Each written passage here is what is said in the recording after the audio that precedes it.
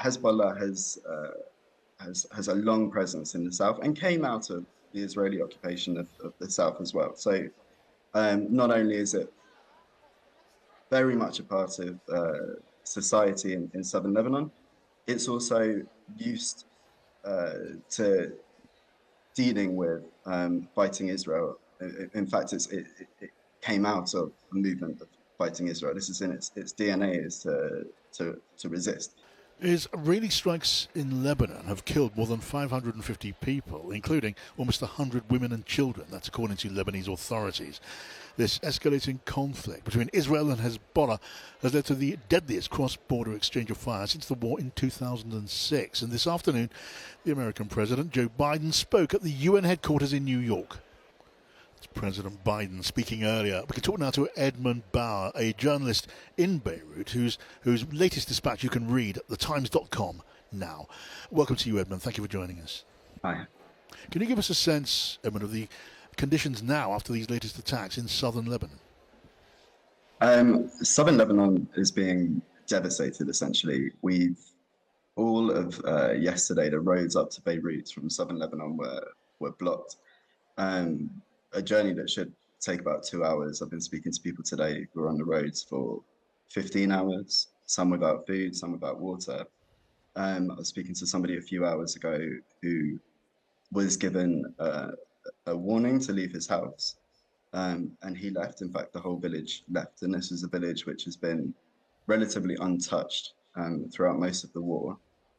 And within hours of him leaving, he says that the village has been devastated, that his home has been destroyed, that the people who live nearby him have had their fields destroyed, had their property destroyed. And this is happening over the country as well. We sometimes forget how small Lebanon is as a country. So when I talk about the south, this is a village about 10 kilometers from the Israeli border, and it should just be a 2-hour drive up to where I am in Beirut. So all of the south has been bombed. Large parts of the East Bekaa have been bombed. But even here in Beirut, a few hours ago, just a 10-minute drive from where I'm sitting now, there was a strike. And close by to that, there was a strike yesterday. So for the first time really in the last year of fighting, the mood it's starting to feel like a country that is really at war.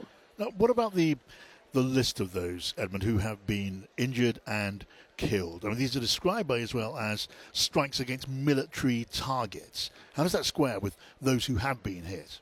It's unclear. So on Monday, so yesterday, we heard that 558 people have been killed.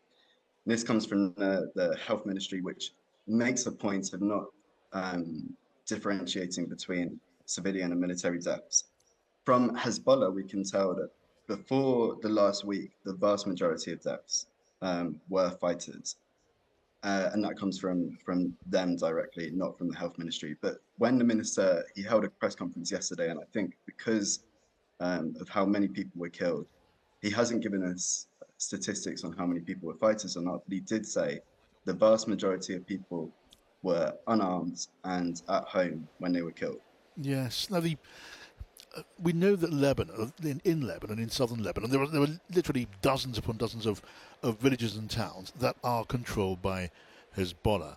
Can you just guide us a little bit about what then is in the mind of the Israeli military when they're picking their targets? Are they targets of military value of the kind that Israel describes, or is this about just trying to break the will of Hezbollah and the people around them? Yeah, I wish I could give you a look into the mindset of what they're doing. There could be a few different things at play, one of a few or a combination of a few.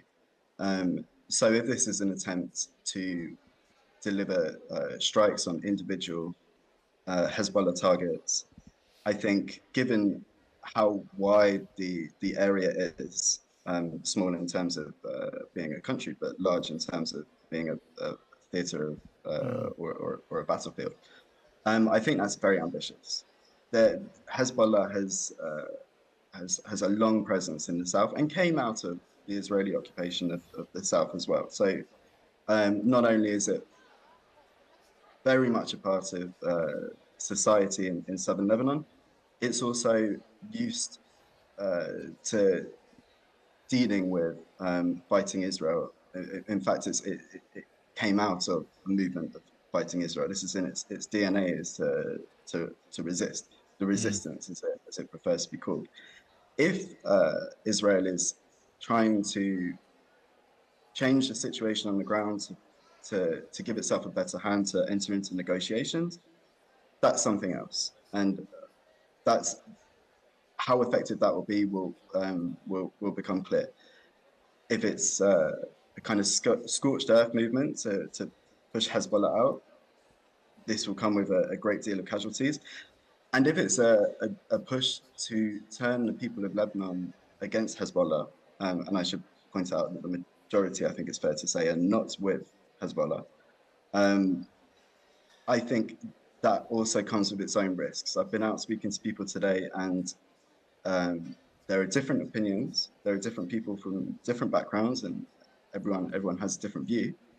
Um, but even those who are frustrated with Hezbollah, I still think that the most anger I've seen is directed towards um, Israel, Yes. especially given the huge amount of casualties from yesterday and continuing into today. We don't Yeah. know how many people have been killed today, but it will be a lot. And Edmund, just briefly, what is it like to do your job where you're doing it just at the moment? It is I guess it's a perilous region in which to work, but at this time more than ever. Tell me what's it like doing the job of reporting in Beirut today?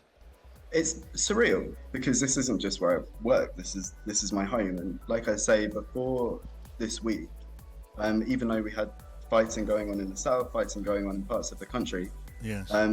this Beirut at least felt safe. And in the last week, following the pager attacks, the walkie-talkie Oh attacks, yes. numerous strikes on the southern suburbs, Extraordinary. and now this huge influx of people coming in from the Yeah. south, it's beginning to feel like a war zone. I'm grateful for your contribution, James. Edmund, thank you so much. You're listening to Times Radio.